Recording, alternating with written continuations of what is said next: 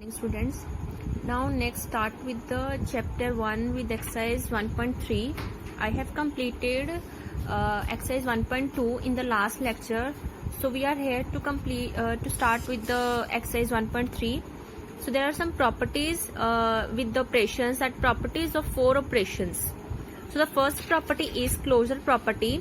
There are 4 options of closure property, that is addition, subtraction, multiplication and division. Closure property में 4 operations होते हैं उस property के regarding. तो फर्स्ट आ गया addition, subtraction, multiplication and division. इसमें एडिशन में जो प्रॉपर्टी यूज होती है वो होती है m प्लस n. m और n क्या है, दोनों कोई भी इंटीजर्स हैं, इज ऑलवेज इंटीजर. मतलब अगर हम कोई भी 2 इंटीजर को ऐड करते हैं तो वो हमेशा हमें इंटीजर ही मिलता है. जैसे हम लेट कर लेते हैं m क्या है 2 है और n क्या है 3 है, तो इनको ऐड करके क्या आएगा 5. तो वो 5 भी क्या है integer. Subtraction, m minus n is an integer, m and n is any integer. So when we subtract an integer from integer, we get the answer as integer, like m is 3 and n is 2. So 3 minus 2 is 1 or 2 minus 3 is minus 1. So they both are integers. And third is multiplication.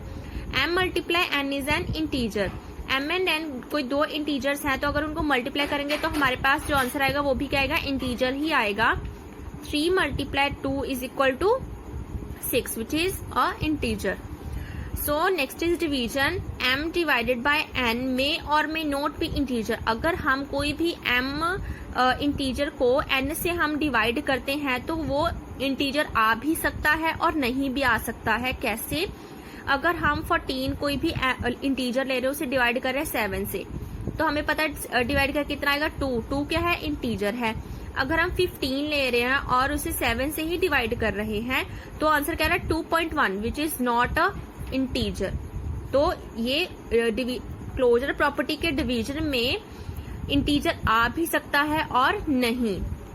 So the next property is commutative property. इसमें भी 4 इसके operations आ जाते हैं. First edition, इसमें आ जाता है m plus n is always equal to n plus n.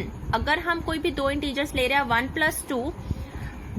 Plus 2 करके या फिर 2 प्लस 1 करके, तो हमें आंसर क्या मिलेगा 3. तो दोनों बोथ साइड सेम आ गए, तो ये प्रॉपर्टी होल्ड कर रही है. कम्यूटेटिव प्रॉपर्टी एडिशन में होल्ड कर रही है. एंड सब्ट्रैक्शन में आ गया m minus n is not equal to n minus m.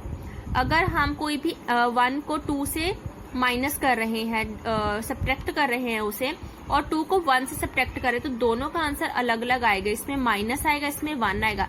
है दोनों ही ये इंटीजर है, बट इनका जो इक्वल नहीं आएगा, इनका जो बैलेंस नहीं आएगा.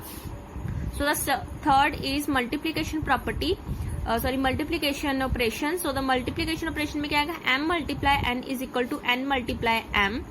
तो अगर हम कोई भी ये प्रॉपर्टी होल्ड करेगी, अगर हम कोई भी m लेट कर लेते कि m 1 है and 2 है, तो 1 मल्टीप्लाई 2 और 2 मल्टीप्लाई 1, तो आंसर क्या आएगा 2 and 2. तो ये क्या आ गए, इक्वल आ गए, तो ये प्रॉपर्टी होल्ड कर रही है.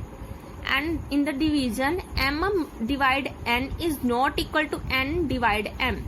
अगर हम 1 को डिवाइड कर रहे हैं 2 से और 2 को डिवाइड कर रहे हैं 1 से, तो इसका आंसर हमेशा ऑपोजिट ही आएगा, अलग अलग ही आएगा. अगर हम 1 को 2 से डिवाइड करें तो 0.5 आ रहा है जो इंटीजर नहीं है, और इसको डिवाइड करके 2 आ रहा है, तो ये दोनों क्या है सेम नहीं आ रही, तो ये होल्ड नहीं करती, not hold.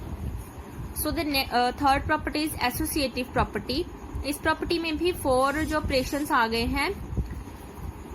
So in the addition m plus n in the bracket plus p. p भी क्या कोई भी इंटीजर है. अगर हम m प्लस n को किसी ब्रैकेट में प्लस करते हैं और इनके एडिशन के बाद हम p को इसमें ऐड करते हैं, तो अगर हम m बाहर निकाल के n प्लस p को ऐड करके बाद में m से ऐड करते हैं तो हमेशा आंसर इक्वल आता है. सो एग्जाम्पल इस, अगर हम m को 1 ले रहे हैं, n को 2 ले रहे हैं, तो p को 3 ले रहे हैं, तो अगर हम वैल्यूज पुट करें तो 1 प्लस 2 कितना आ गया 3 प्लस 3 ये आ गया.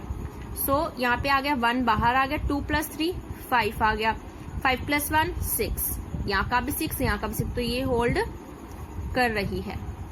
सब्ट्रैक्शन, सब्ट्रैक्शन में आ गया m minus n minus p। जैसे एडिशन में हमने प्लस किया है, बस सब्ट्रैक्शन में उसे माइनस करना है, बट ये प्रॉपर्टी होल्ड नहीं करती, क्योंकि अगर हम इसे वेरीफाई करते इसमें वैल्यू पुट करके, तो ये जो उनका साइन आ रहा है वो इक्वल, जो वैल्यूज आ रही वो इक्वल नहीं आ रही, तो ये होल्ड नहीं करती। थर्ड में जो आ गया मल्टीप्लीकेशन होल्ड करती है, अगर उसमें हम वैल्यूज पुट करेंगे तो वो होल्ड करेगी। एंड फोर्थ इज डिवीजन भी होल्ड नहीं करती। So next property, fourth property is property of zero. आपको नेम से पता चल रहा है जीरो प्रॉपर्टी, हमने जीरो ही एडिशन में ऐड करना है, सब्ट्रैक्ट में जीरो माइनस करना है, मल्टीप्लीकेशन में जीरो मल्टीप्लाई करना है, डिवीजन में जीरो डिवाइड करना है। इसमें ये प्रॉपर्टी होल्ड हो रही है। m को जीरो से हम प्लस करेंगे तो m ही आएगा, 1 को जीरो से प्लस करेंगे 1 ही आएगा, वो इंटीजर ही आएगा, तो वो होल्ड कर रहा है। m minus zero is m, ये भी होल्ड कर रहा है। मल्टीप्लीकेशन में ऑलवेज जीरो ही आएगा, किसी भी टर्म को जीरो से मल्टीप्लाई करो वो जीरो ही आती है। एंड डिवीजन में नॉट पॉसिबल, क्योंकि कोई भी टर्म अगर हम जीरो को 2 से हम डिवाइड, 2 को हम जीरो से डिवाइड कर ही नहीं सकते, तो अगर कोई भी इंटीजर को हम जीरो से डिवाइड करें तो वो नॉट पॉसिबल, इसकी कोई वैल्यू ही नहीं आएगी। और अगर हम किसी भी टर्म जीरो को अगर हम किसी भी इंटीजर से डिवाइड कर रहे हैं तो ऑलवेज जीरो आएगा। ये चीज फॉलो होगी, बट ये चीज कभी फॉलो नहीं होगी। So the next property is property of 1। इसमें आ गया एक साइड m मल्टीप्लाई n, अगर यहाँ पे देखो प्रॉपर्टी ऑफ जीरो में जीरो ही होना था, यहाँ पे क्या आ गया 1 आ गया। m multiply 1 is equal to m, अगर हम कोई भी इंटीजर को 1 से मल्टीप्लाई करेंगे तो वही इंटीजर आएगा, अगर हम कोई भी इंटीजर को 1 से डिवाइड करेंगे तो वो सेम इंटीजर ही आएगा। So the sixth property is distributive law. इसके भी दो टाइप्स है, over addition and over subtraction. So over addition में आएगा m multiply n plus p, तो हम क्या करेंगे, ब्रैकेट अगर ओपन होगी तो क्या आएगा, m जो n से मल्टीप्लाई हो जाएगा, m मल्टीप्लाई n, फिर बीच में साइन कौन सा है प्लस का, तो प्लस आ गया, फिर m मल्टीप्लाई p। ये प्रॉपर्टी भी होल्ड होती है। सो जैसे ही हमने इसमें से प्लस लगाया, सेम यहाँ पे माइनस लग जाएगा, m multiply n minus m multiply p, तो ये भी प्रॉपर्टी फॉलो होगी। So the next and last property is inverse. Inverse हमने किया हुआ है, जैसे additive inverse and multiplicative inverse, ये वही लॉज हैं। अगर हम कोई भी इंटीजर को उसके ऑपोजिट साइन वाले इंटीजर से ऐड करेंगे तो हमेशा जीरो आएगा। जैसे हम कोई इंटीजर ले रहे हैं +2 से ऐड कर रहे हैं -2 से, वो क्या आ रहा है, जीरो। ये आ गया इनवर्स ऑफ एडिशन। एंड ये आ गया मल्टीप्लिकेटिव इनवर्स। तो इसमें क्या आ गया, अगर कोई भी इंटीजर को हम उसके ऑपोजिट डिनोमिनेटर में लेके उसे मल्टीप्लाई करते हैं तो हमें हमेशा 1 मिलता है। एंड थर्ड इज, अगर हम कोई भी सिंप्लीफाई करते हैं, कोई बड़ी टर्म उसे सिंप्लीफाई करना है, तो हम ये रूल्स फॉलो करते हैं। बोर्ड मास, बोर्ड मास में जैसे बोर्ड मास का मीनिंग है b से ब्रैकेट, पहले हम क्या करेंगे, ब्रैकेट सॉल्व करेंगे।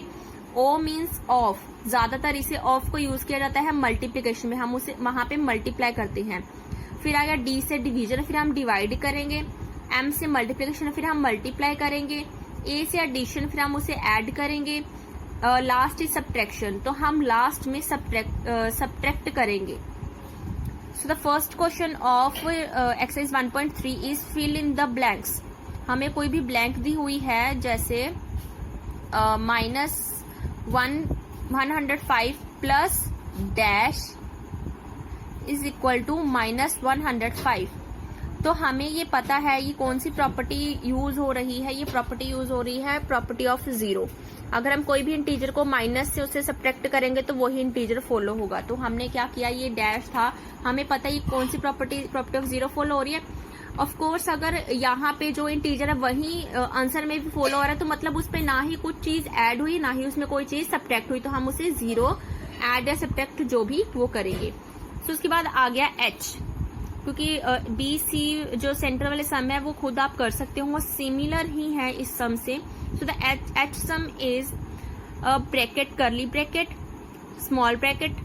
इसमें हमें दी हुई है जो हमें ब्लैंक्स दिए हुए हैं, हमें इसने फिल करने। तो हम देख रहे हैं कि ये दोनों मल्टीप्लीकेशन में है, m मल्टीप्लाई n और मल्टीप्लाई ये आएगा डैश, यहाँ पे क्या आ गया डैश, कुछ भी blank, multiply n multiply p।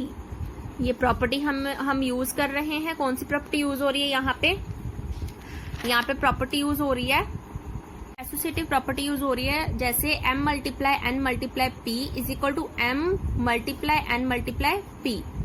तो इसमें भी यही आ रहा है। तो हमें पता है ये m है, ये n है, और यहाँ पे p आएगा। यहाँ पे क्या आएगा, m multiply n multiply p। तो हमें p की वैल्यू गिवन है, तो हम p की वैल्यू पहले यहाँ पे फिल कर देंगे -16, और यहाँ पे m की वैल्यू है, m की वैल्यू हमें गिवन है -40। तो बस बेटा आपने सिर्फ इसे प्रॉपर्टी से कंपेयर करके इसकी वैल्यूज इजीली